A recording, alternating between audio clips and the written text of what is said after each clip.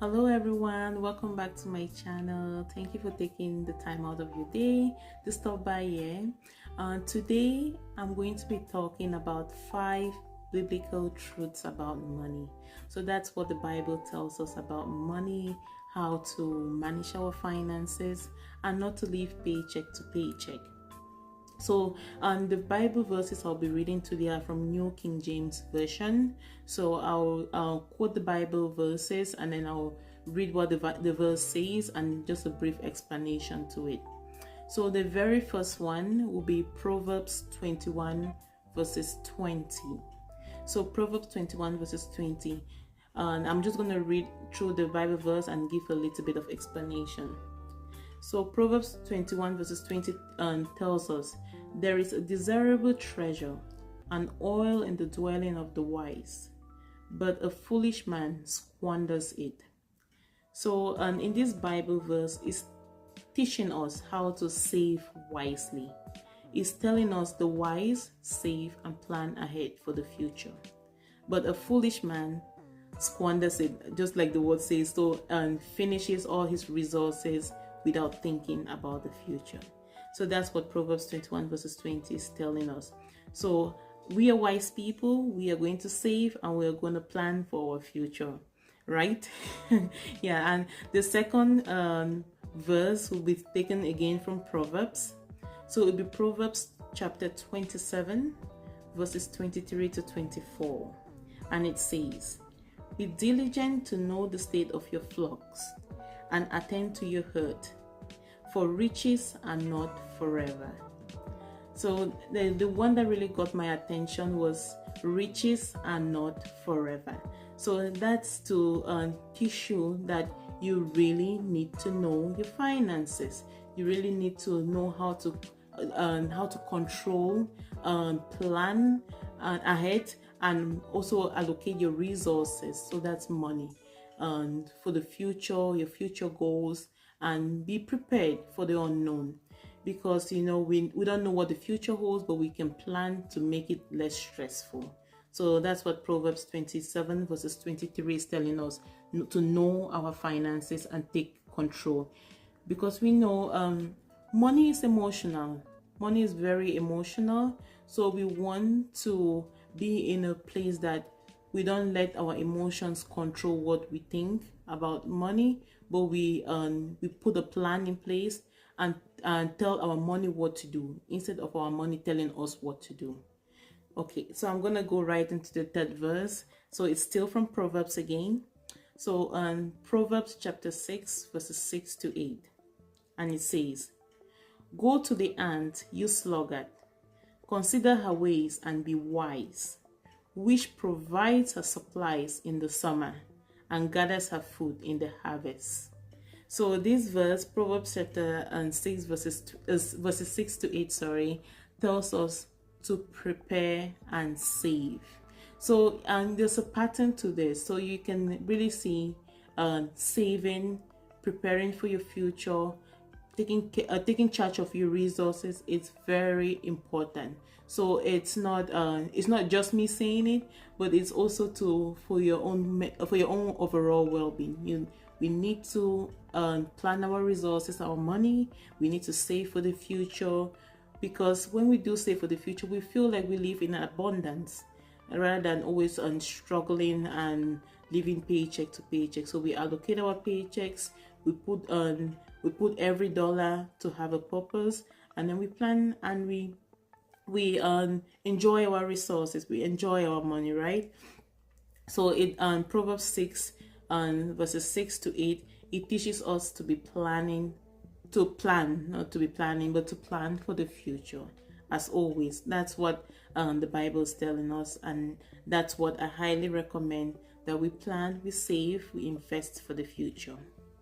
So the fourth Bible verse is going to be from Luke chapter 14 verses 28. It says, for which of you intend to build a tower does not sit down first and count the cost? I'm going to read that again, because this one, it really touched me so deeply. It's just reading it, it makes you sit and really meditate about it. So I'm going to read that again. Luke 14 verses 28. For which of you, intending to build a tower, does not sit down first and count the cost? So this one is teaching us about we have to plan before we can take an action.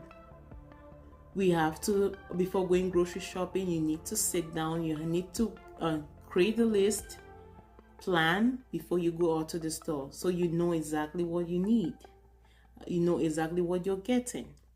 So it is these biblical principles that when you live by them, you see your life, your financial life goes a little bit more smoothly.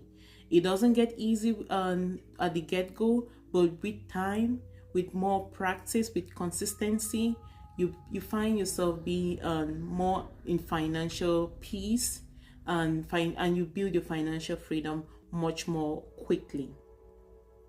So the fifth one, just a hint, I'm going to be giving a fifth, so just a bonus Bible verse. So this is just a hint, and thank you for sticking by and to this point of the video. So I'm going to give a bonus tip at the very end. So the fifth point, I said in the beginning I was going to share 5 Bible verses, but I feel so strongly about my bonus Bible verse. So stay tuned, just keep watching, and I'll give you the bonus tip. So the fifth one is from Proverbs again. So it's Proverbs chapter 22 verses 7. The rich rules over the poor, and the borrower is the servant to the lender. So I'm going to read that again. The rich rules over the poor, and the borrower is a servant or a slave to the lender. So this is talking about debt. Most of us, we carry credit card debts, car loans, I'm not going to include a mortgage because it's having a mortgage or house, it's a necessity. But on credit cards, it's out of choice, and most of the time not the appropriate choices. And car loans, yeah, we made that choice to go get a car that we cannot afford, or that's eating all our paycheck. So that is telling us the borrower is slave to the lender. So it means exactly what it's saying. So when we borrow money, we are automatically slave to the lenders. We are slaves to the bank. We are slave to the dealership. When you borrow money, we are slave. You borrow money from your parents, you're a slave to your parents. And when you borrow money from, especially from family or friends, it sort of changes the relationship. Like so I listen to Dave Ramsey a lot. So yeah, he's a good financial mentor to me. It might not be for everybody, but to me he is. And he always says this, like you cannot be borrowing money from close relationship, because it changes how you have Thanksgiving dinner. So as it says in Proverbs 22 verses 7, a borrower is slave to the lender. Let's try to stay out of debt. If you're in debt, pay off your debt and try your best to live within your means. Okay, so that was the fifth Bible verse, but I'm gonna throw a bonus one in and just to appreciate you for watching this far. So my bonus and the most rewarding, all these Bible verses are very rewarding and very educational, but I find this one really impactful as well. So it's taken from 1 Corinthians chapter 4 verses 2. It says, "Moreover, it is required in stewards that one be found faithful." I'm going to read that again. "Moreover, it is required in stewards that one be found faithful." So what is it talking about? It's talking about being a faithful servant. You earn your money, you get paid for your hard labor. The best thing you can reward yourself with is being faithful in following a plan you set out for your money. So you have to tell your money exactly what it needs to do. So you have to have a budget. You have to be exactly where your money is going to, taking control of your money, be disciplined, be consistent with your money. So thank you. Those are all the tips I'll be sharing about taking control of your money, saving for the future, making a plan for your money, and so we don't live paycheck to paycheck. So thank you again for stopping by. Please subscribe, share, and like so we can all learn together. And a disclaimer, I am not a financial advisor. I am not licensed. I am not registered in finance. These are just my personal tips I'm using and sharing so we can all learn together. So stay tuned for more videos to come. Always come back every week for another video. Thank you for your time. I appreciate you, and I can't wait for us to all build financial freedom and take control of our money. So see you next time. Bye bye.